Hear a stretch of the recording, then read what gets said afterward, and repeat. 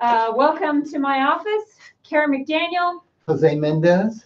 And we're here. There weren't any questions submitted, but we'll talk about a few things that we think are important for you to know in general and also before the final. Right, and I'm going to go over the calculation of the welfare effects with the tariffs and the quota, because at least in the past, those are the two things that when we go to apply the concepts that I present in the videos with numbers, they've always been challenging for students. So I'm going to slowly work through those to show you how you actually put numbers to it and get actual dollar figures in terms of the welfare effects. And so what I'm going to do is I'm going to start with a supply curve, and I'm going to work, or actually I'll start with equilibrium, and I'm going to work backwards to show us where the supply curve comes from. In the past, I've started and worked forwards, and that's how we do when we work through the course and you watch all the videos, but we'll start at the end and seeing if flipping it around is helpful. So now that she mentions flipping it around, we were both trying to decide, well, we're both chomping at the bit to go, so who's going to be the first one? And I thought, well, we should flip a coin. But nowadays, everything's Bitcoin or it's we have cards. We don't have any. Do you have any coins? I of course have coins. I'm old school. Let's flip a coin. Okay. And that will determine who goes first. Yes. Okay. Are you heads or tails? I'll let you call it. All right. I like tails. So if it's tails, then I get to go first. Tails. I get to go first. Okay. So, got my notes over here in case I need to flip through something. Sorry. Let's look at a supply curve.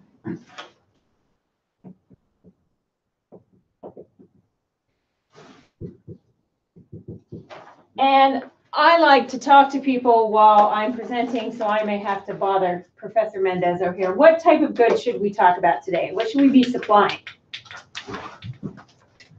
Are you talking to me? I'm talking. I'm talking. What should we supply today? Well, last time should it be sugar cane? No, we did shirts. We've already done sugar cane. Let's do Starbucks cups of coffee. Cups of coffee. I need some coffee today. All right, coffee, and not just Starbucks. We're not going to talk about an individual firm. We're going to talk about the market, and then we're going to go from there, and we're going to talk about an individual producer. So we're going to have price, and this is price per cup, and down here we'll have quantity of cups. And I'm going to construct a supply curve. And let's say maybe if the price is $2 per cup of coffee, not fancy coffee, just regular drip coffee.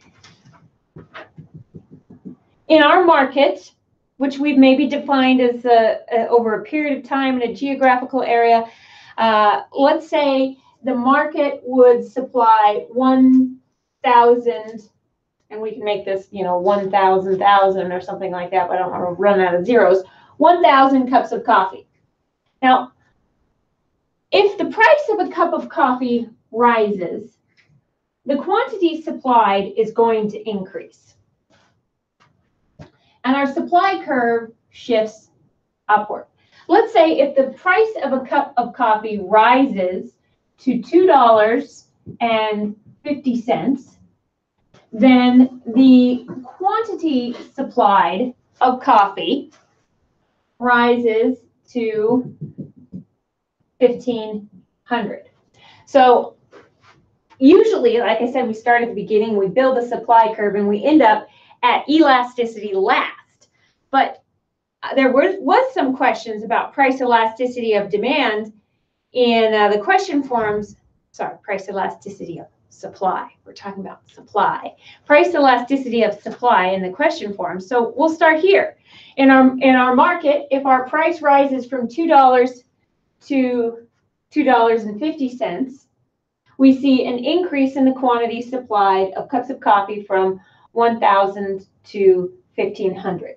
And our elasticity of supply is defined as the percent change in quantity supplied divided by the percent change in price. Or a way of interpreting it is, how much does our quantity change in response to a change in price?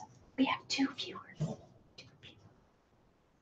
Hello, 2 viewers. We're happy to have you. I see you right there.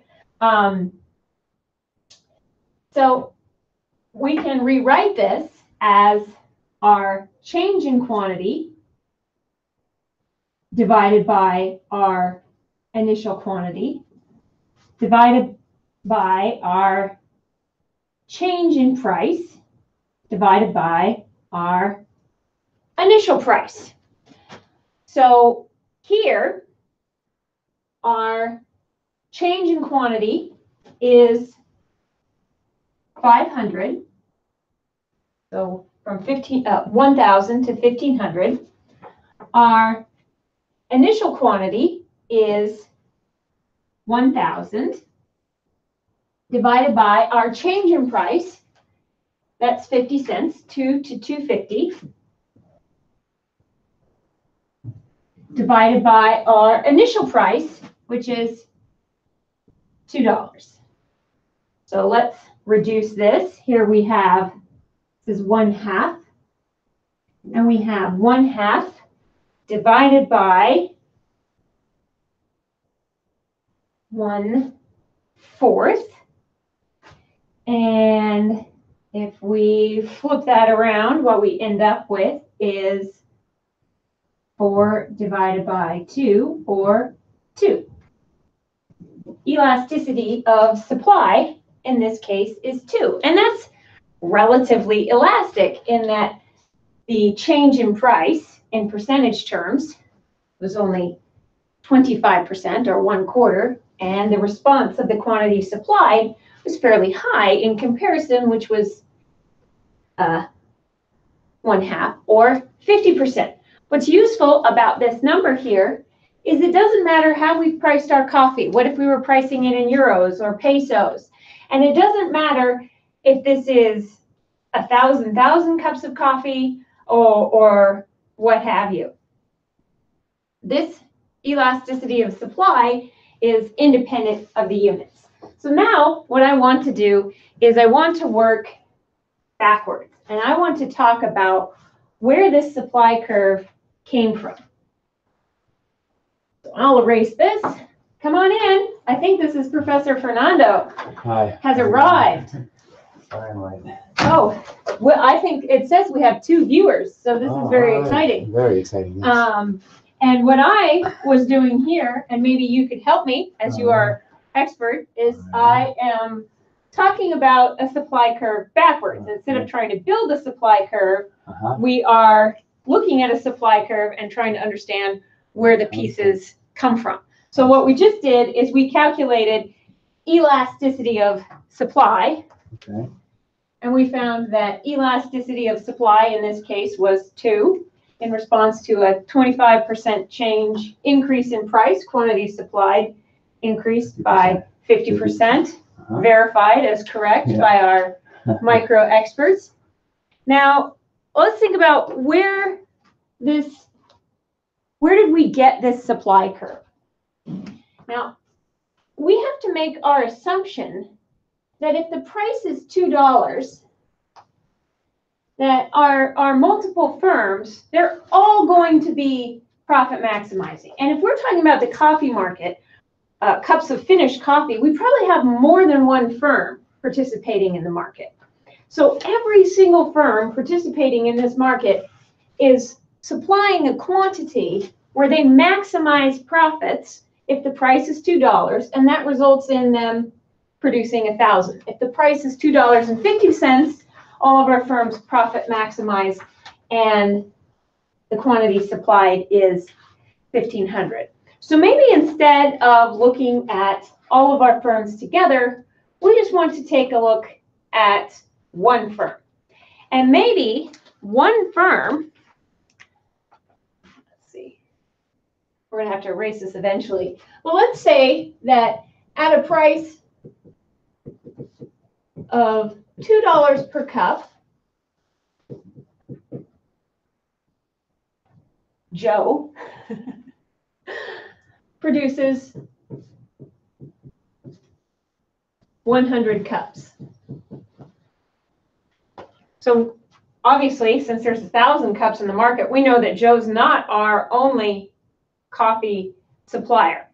And we're going to maybe make an easier assumption that Joe's operating in a perfectly competitive market. We need to ask ourselves, why does Joe decide to produce 100 cups of coffee if the price is $2? So we're going to rewrite this, and we're going to call this Joe's coffee, and this will be Joe's supply curve. And we'll erase this here. And I just told you that Joe supplies 100 cups of coffee at a price of $2 per cup. And we have this supply curve that looks like this. Now, let's say Joe produces 100 cups in a perfectly competitive market.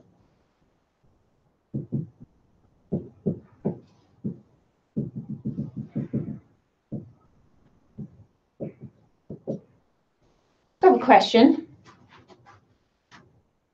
If Joe changes his quantity, can he change the price in a perfectly competitive market? Does he have any market power? So stop and think about that for a minute. In a perfectly competitive market, by changing the quantity maybe from 100 cups to 101 cups, does Joe have any control over what the price happens to be? Fernando's shaking his head. He says no. So Joe is a price taker in this market. So Joe cannot change the price, so he's going to have to take the price as given. So we can draw a straight line representing the price of coffee. And if Joe can't change the price, that means if he sells 100 cups of coffee, he gets $2 a cup for every cup. If he sells 101 cups of coffee, he gets $2 a cup for every cup. So how else could we think about price? What's another name that we can give this price as it relates to Joe's revenue? Maybe we can call it marginal revenue. So this is Joe's marginal revenue curve. Now, we drew a supply curve for Joe, but really this is also related to Joe's costs. So we can think about if every cup of coffee that Joe sells brings him additional $2, when he's making that profit maximizing decision whether or not to produce, say, 90 cups of coffee or 100 cups of coffee, Joe's probably looking at what these cups of coffee will cost him.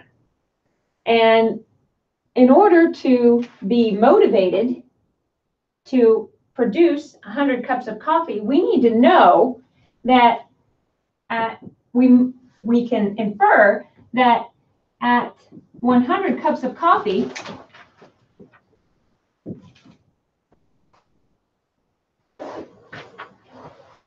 the marginal cost of the 100th cup has to be less than or equal to $2. It has to be, otherwise he wouldn't produce it. So we know that the marginal cost of coffee has to be less than or equal to $2. Now let's think about, we know it wouldn't be greater than, it's probably not less, it's going to be less than, but what'd you say? Until the 100th cup. Until the 100th cup. And so we also know marginal cost increases as more is produced, usually. Usually, not always. Not always. If we have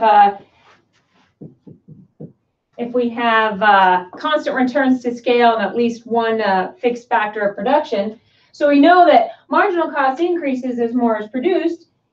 So Joe's marginal cost curve looks very much like this supply curve, which is upward sloping. So actually, for an individual firm, the supply curve is the marginal cost curve, at least up to a point. Mm-hmm. So then we might ask ourselves, where do these costs come from?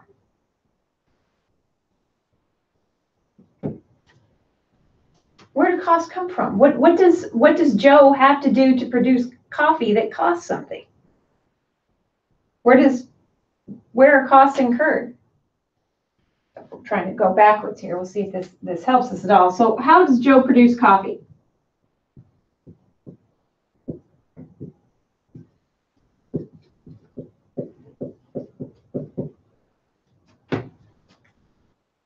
Any ideas?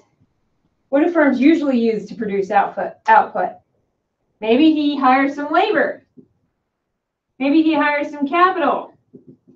Maybe he hires some land. I'm the macroeconomist here. I'm trying. Okay, so these costs, this marginal cost curve comes from the costs that Joe needs to incur to produce output.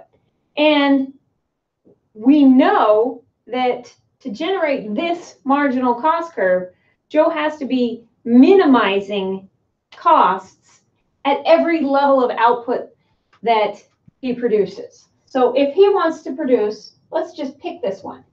If Joe wants to produce 100 cups of coffee, he's going to hire the cost minimizing quantity of labor and capital, and if he can, vary the quantity of land. Sometimes we talk about in the short run how one of our factors of production is fixed, and usually that's land.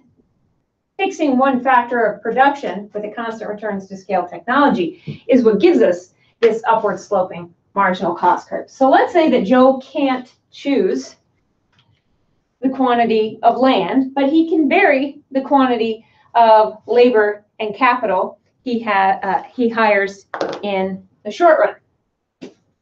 So we need to step back and take a look at our, what model would you call that, or what cost? Well, first profit maximization, and within profit maximization, cost minimization. Our cost minimization model. Yeah, that's our. We're gonna look at our cost minimization model. So let's pick $100, 100 cups of coffee.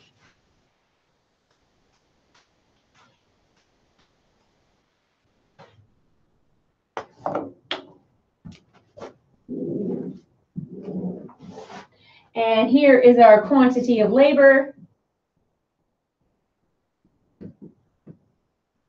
And here's our quantity of capital.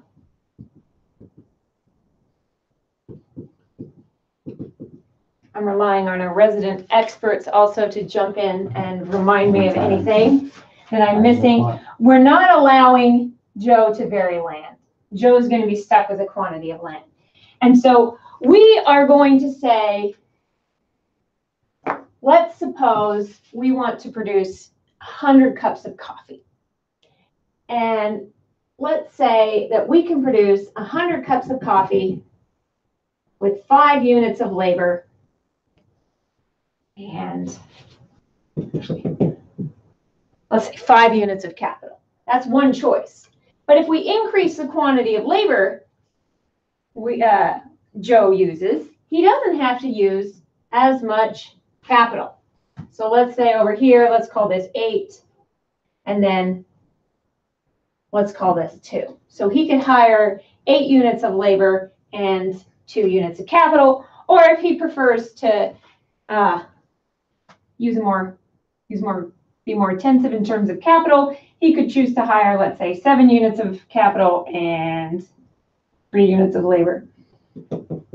I don't really really know what kind of production function we've try to- got here. Try to make the curve Curvy, Yeah. curvier. Yeah, thanks. Or Good else- tip. It's not round enough. Should have drawn the curve first. There we go. This is our isoquant with quantity equals 100 cups of coffee. So we've selected this. This is what he would do if the price is $2 per cup of coffee. He is going to produce 100 cups of coffee, and he can do so if he wants to by hiring these quantities here. Actually, this doesn't look like 5 and 5. Let's make this 5 and 4 instead. That looks better. But this is only half of our cost minimization model. We're only seeing half of the story here because we don't know what it costs to hire labor and what it costs to hire capital. And you've watched the video about sugarcane. We know that Joe is going to make different choices based on the costs of these inputs. So here's our isoquant. Next, we need our iso cost curves. And iso cost, iso just meaning same, we need to show our same cost curves and find the cost minimizing point. I can draw some iso costs. Yeah, let's have Fernando draw them, and you can make up numbers on the. I'm just Any making numbers? up I have it any on. numbers. We just want to keep in mind that at $2 a cup, he's going to produce 100 cups. So we don't want him making that's 200. We don't want him to make a loss. Okay. Let's so try to we have to keep things really, really cheap then. Yeah, cheap. Well, let's try it. We'll see what happens. These could just be an hour, right? You know, so. Yeah, let's call W the price of labor for wages. And R, let's call it the rental rate of capital. Think of those machines that you have to use for producing stuff. You can buy them, or you can rent. You can rent them out from somebody who owns them. But anyway, so we have to make up numbers here. I have no idea what numbers will work. The price of labor. Say $1. $1. Okay. $1 every 2 minutes, 3 minutes. And the rental rate of capital, let's say $2 just to make it different. I don't know if we're going to make it, but we'll see. And so if those are your prices, what you can construct for the firm are these budget lines that we call ISO cost lines, because they're like budget lines. If I want to spend $10, what are the combinations of labor and capital that I can use? That's the question. And so we know that labor, let's call it L,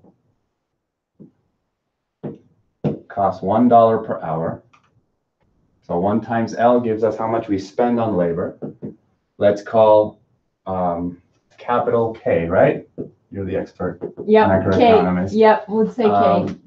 And so K times its price, 2, will give us how much we spend on capital. And so if we want to spend $10 and we want to see what combinations of labor and capital we can actually use to spend $10, well, there's a bunch of ways of doing this. We can say, well, what if we only spend all our money on capital? Then we can buy, notice, 5 units of capital. That would be this point here. Oh, sorry, that's labor. That would be this point here where you got 0 units of labor and 5 units of capital. Or what if we spend all our money on labor? Well, this goes away. And you can see that you can buy 10 units of labor, and 10 would be twice as much. So it would be somewhere around here. Can we put it here? Yeah. All right. But then you wouldn't have any money to spend on capital. And of course, you can combine these things. You don't have to buy 5 and 0 or 10 and 0. You can buy, for example, I don't know, 2. That would mean you spend $4 on capital, which would leave you $6 to spend on labor. So you would be able to buy 6 units of labor. And so if this is labor, you would have 6 somewhere here, 2 would be around here. And you can see what's going to happen.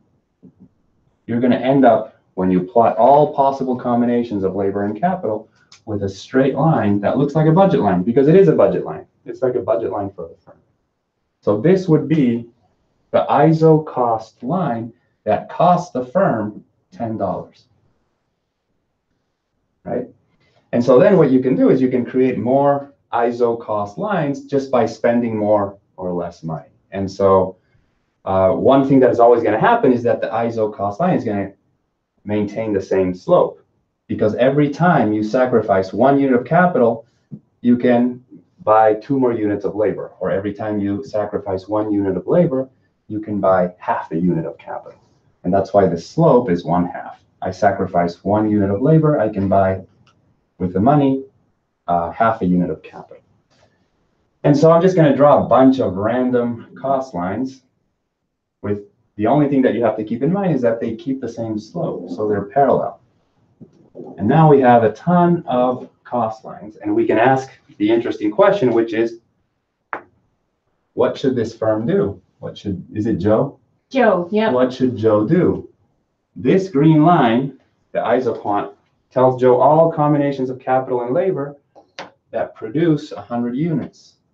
And these lines represent all combinations of capital and labor that cost different amounts, like 10, maybe this is 12, maybe this is 14. And so Joe will pick a combination of capital and labor along the isoquant, because Joe wants to produce 100, that minimizes the cost of production. And that point will be this one. This one right here. Because it gets Joe on the lowest possible cost line. He can't get any lower without having to produce less. And so whatever this combination is, I'm getting a little sloppy here, but whatever this combination of capital labor is what's called the cost minimizing combination of labor and capital. So we're going to call it L star because it's cost minimizing, and K star. I think that looks like 7 and 3 to me. Yeah, all right, let's call it 7. And let's call this 3. Let's erase this so that nobody sees it. All right, so if it was 7 and 3, what cost line would this be on?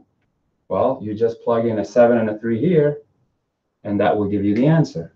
If this is a 7 and this is a 3, then you have $7 spent on labor plus $6 spent on capital, gives you $13. So the cost line that you're on at the cost minimizing choice of labor and capital is the $13 cost line.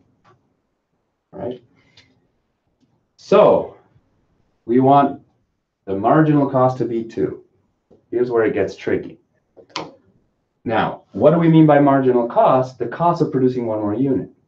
And so what we have to do in order to capture the marginal cost is change isoquants from the isoquant of 100 to the isoquant of 101. So let's do that. See how we fare on that. It's going to be very close. Very, very close. I'm going to make them a little bit separate just so that you can see better. And that's what we want, because when we're talking about marginal cost, we're trying to think about very, very, very small changes. Exactly. So if we were, in our studio recording our video, we would be zooming in and trying to show you this tiny, tiny, tiny little little change. And so that kind of works out, right? Yeah. So let's say that at the new isoquant, can I erase this one so that they can see? At the new isoquant of 101,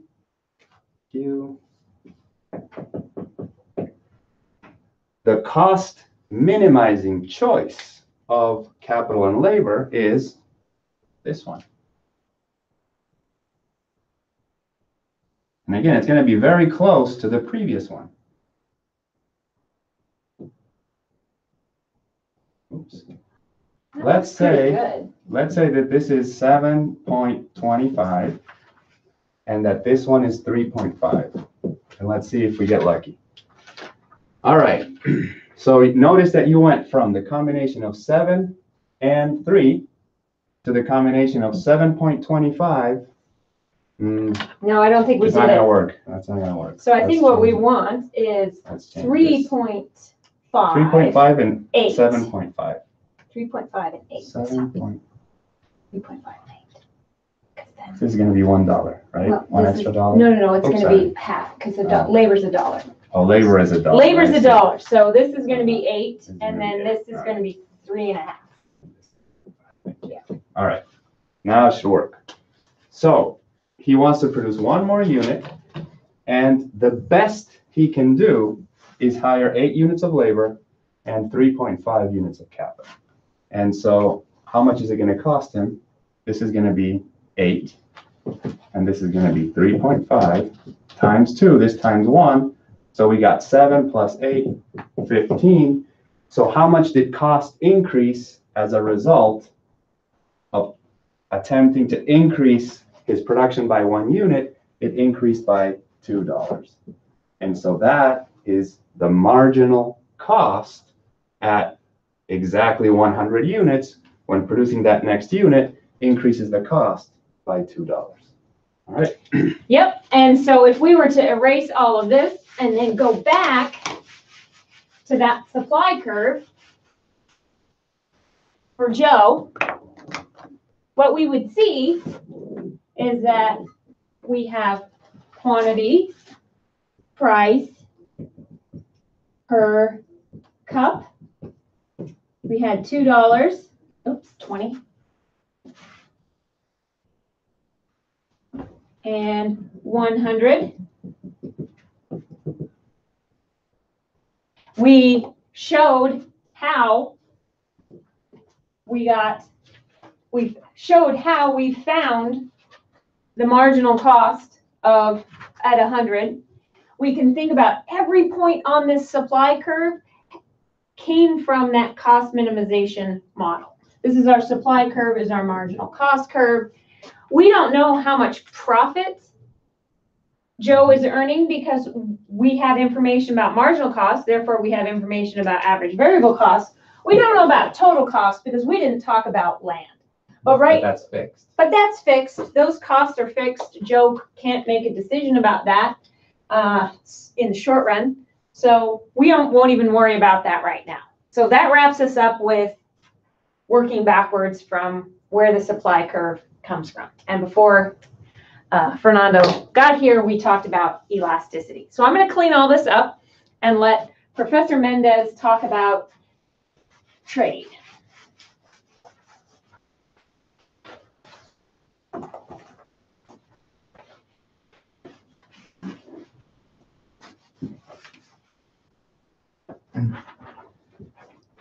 Okay, this is a great time to be talking about trade. I don't know if you've been keeping up with the news, but you know that the Trump administration has threatened to, or is in the process of implementing import tariffs.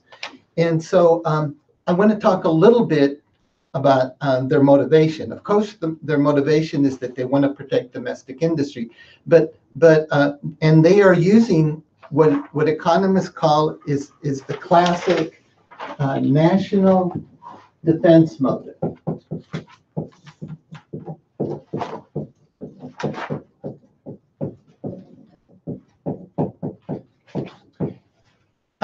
The national defense motive means that the country feels that it needs to have a certain amount of domestic production of a particular product in case it goes to war. It doesn't want to be dependent, for instance, on foreign suppliers, or it doesn't want to be dependent on import supplies that might be disrupted in a time of war.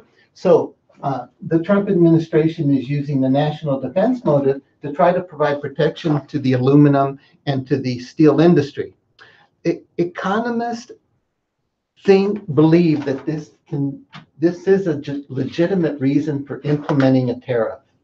But their main concern with the national defense motive is that it's easily abused. Most governments will find any excuse or will argue that their security is threatened and hence implement implement a tariff in order to protect it, when really all they're trying to do is protect the domestic industry.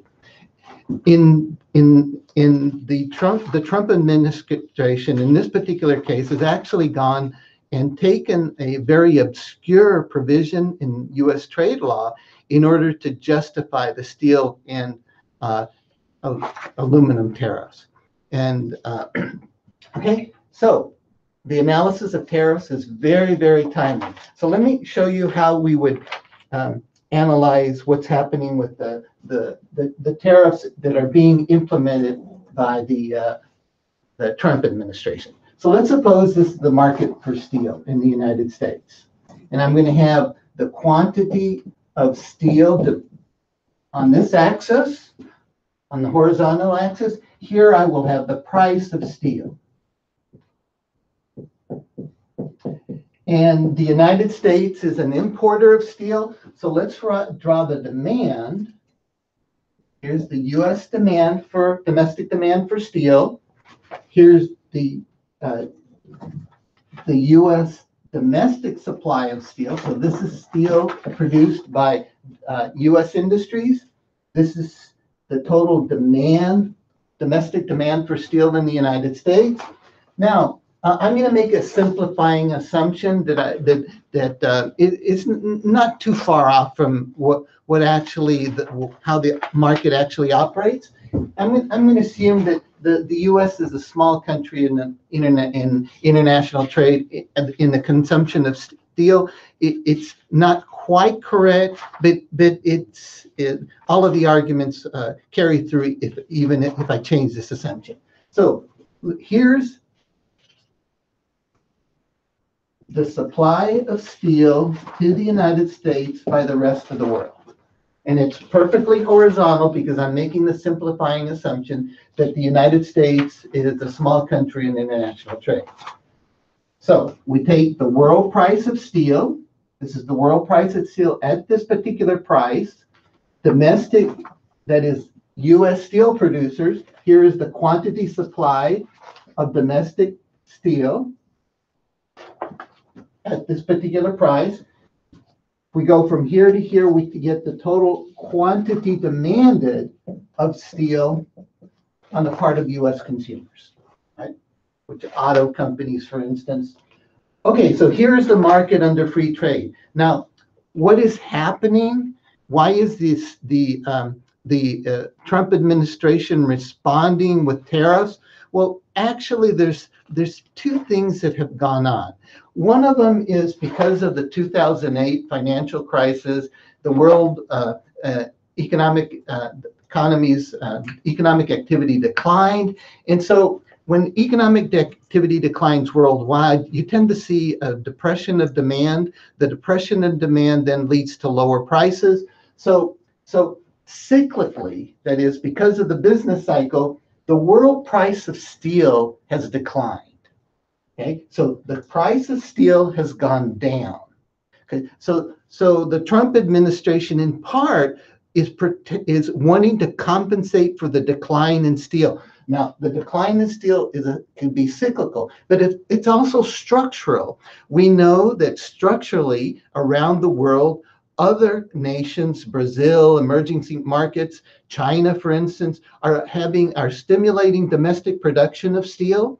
And so what they're not importing, and in fact are turning into exporters of steel. That too, that sort of long-term secular trend where you observe other emerging countries building up their industrial base and their steel producing capacity, and also causes the price of steel to go down. The third effect is it may be that throughout the world, other companies or other countries' steel industries are experiencing technological progress, which was the case with the steel industry. When Japan began to export, its industries were very efficient, very competitive, and so that brought down the price of steel. Now, the Trump administration is arguing in terms of secular arguments or these long-run tendencies that some countries are subsidizing the production of steel and that's causing this price of steel to go down unfairly. I'm presenting all these views in part to let you know that all these things are possibly going on. There's an element of truth in all these. And in actuality, it's very difficult when you see a decline in the world price of steel, as in this instance, to really know what the source of that. So you may be claiming that it's because other countries are unfairly stimulating their domestic industry. That may not be the case. It may be technological progress or in the rest of the world. Okay. So Professor Jose, can I ask you a question? It's got to be quick. Can you show me on the graph why a decline in the price of steel would make our domestic producers upset? Oh, very good, because that's what I was just getting to. Okay, so now what's happened is then for both the cyclical and the structural reasons that there's been a decline in the price of steel. Let's model it as follows. I'm going to use the red line, and here is the decline in the price of steel worldwide. Okay? So there's been a fall in the price of steel, and as a consequence of the fall in the price of steel, the domestic industry has felt competitive pressure, and what we see then is a reduction in the quantity supplied of domestic steel producers because of the lower price of steel, and also an increase in the quantity demanded of steel. Okay? But the main thing is here, the reduction in the quantity supplied. Now, what the Trump administration has said, look, we're not happy with that reduction in the quantity supplied, and we want domestic steel producers to be able to produce at least 80% of their existing capacity. We want them to sell at least 80% of their existing capacity. So I'm just going to assume that what they really want them to do is go back. They want steel production domestically to expand back to where it was. Here's what it was before the crisis. They really want to push it back to what it was initially. Okay, so how would that work here, and how could they do it? Well, they have two options. They can impose quotas.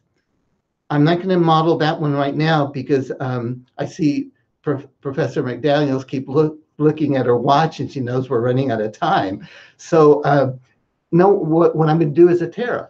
And so how could we get domestic steel production to expand back to where it was? Well, obviously, the Trump administration must select a tariff that pushes the domestic price back to where it was, pushes the price up. So it's going to put a tariff on this new price so that the price goes up, so that the price, this will be now the price, the domestic price of steel in the U.S. economy with the tariff. So it's going to go, so let me write this like this. So here's the new price. It's going to go back up to PW prime plus the tariff. Okay. So PW prime plus the tariff pushes the price back up. So this is now the domestic price with the tariff, right? So what are the consequences of this policy then? Well, notice what it's done. It's in a sense, it seems to achieve the objective that the Trump administration wanted. It's stimulated the quantity supply. It's allowed domestic producers room to produce more profitably. Of course, it's led to a reduction in the quantity demanded. And third, it has led to a shrinkage in the volume of imports that would have existed if the United States could have continued to purchase steel at the new price, the new lower price without a tariff, right? So those are what we call the positive effects of a tariff. That is, a tariff will push price up domestically, will increase the quantity supplied, reduce the quantity demanded, and shrink the volume of imports. Okay, now in the remaining time, I want to turn to the welfare effects of this particular tariff, and I'm going to take it in parts. So let's look at let's look at what happens to the steel industry, because it's the steel industry that the Trump administration's focused on. They want to improve their fortunes, and in fact, the tariff is successful in improving their economic fortunes. So notice that this area that I'm going to shade in is this triangle is producer surplus. Okay, recall it's the producer surplus is the area below the price received but above the supply curve. So this area is producer surplus. Now, with the higher price in the domestic market, producer surplus has expanded by that area with the lines. So producer surplus has gotten larger as a consequence of the tariff, which in addition to expanding domestic production, increasing the fortunes of the steel industry is, of course, one of the objectives of the tariff. So producers clearly benefit. The extent of their benefit you can calculate as the dollar amount represented by this area. What about what happens to domestic consumers, U.S. consumers? Well, U.S. consumers could have purchased a product at this particular price, okay? And so their consumer surplus would have been this large triangle. But now, because of the tariff, they're being forced to buy the product at this higher price. And so consumer surplus then shrinks from this large triangle to this smaller triangle. So they've actually lost all of this area here. Okay? So the loss to the nation, it depends upon balancing the interest between producers and consumers. And you can see that the loss to consumers exceeds the gain to producers. The producers will gain this, but consumers lose this entire area. Right. You're giving me another pen. All right, I need another color. Loss, just for the loss of this. Okay, so I'm gonna do the loss like this. Looks like this, right? So if you can imagine this portion here moving to there, that's the loss. What's the gain? Well, the gain to producers is right in here.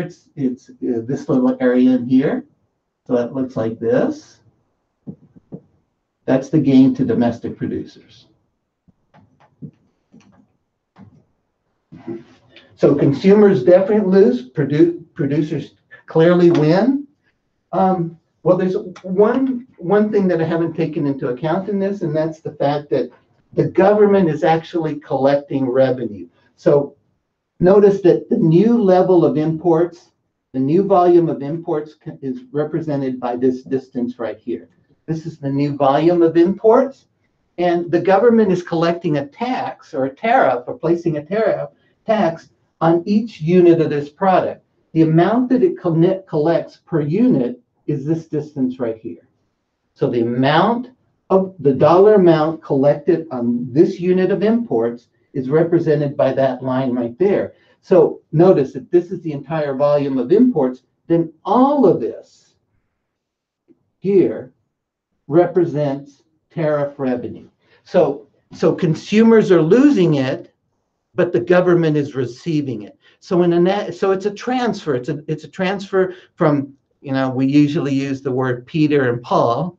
And so it's a transfer from Peter to Paul. Both entities are within the US, so we don't consider that a loss. It's a loss to Peter, but it's gained by Paul. So in a sense then,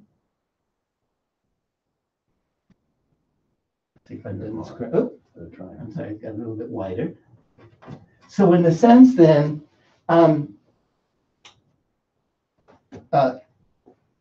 consumers lost this, but it went to producers. So really, that's not really a loss.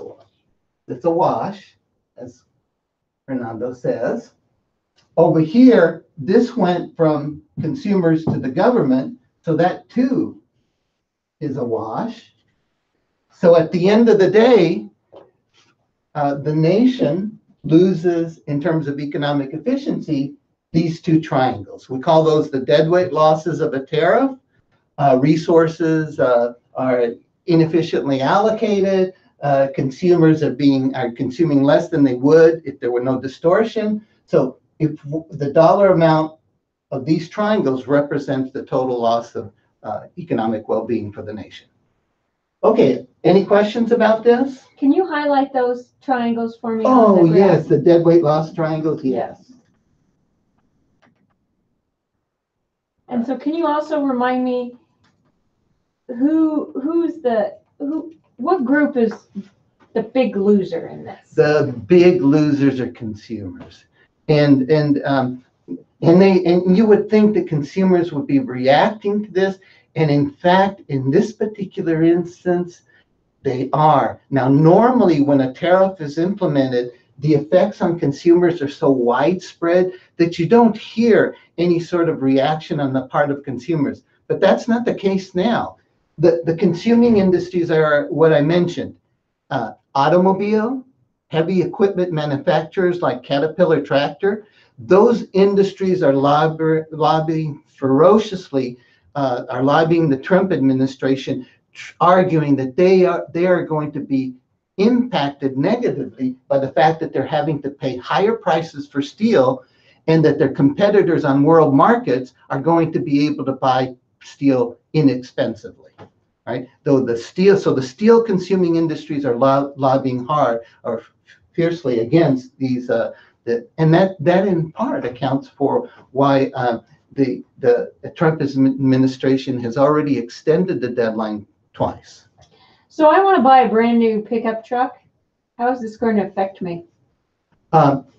Prices of steel, well, of course, it depends on the steel content of the truck, but aluminum tariffs too, right? Aluminum too. So though you could say, well, maybe I should go buy it now, but those prices are probably already going up because people are already anticipating that steel is going to be scarcer, and that they're going to be replacing or building back their inventories with higher priced pickups and trucks, and so you are going to be impacted negatively. Oh, rats. Okay. All right. I think that's 3 o'clock. Anything else to add? Us? Well, no, I mean, unfortunately our viewers aren't able to add anything, but from us, well, it's this is probably the last you'll see of us this semester. It's been a good semester. I'm sorry you all missed the ones where the last live session that Fernando and I did really well, but I forgot to hit record. We'll hopefully you learned something from the course, and hopefully you get credit. And I would say we'd see you next time, but hopefully we don't. Have a good one. Yes, salam.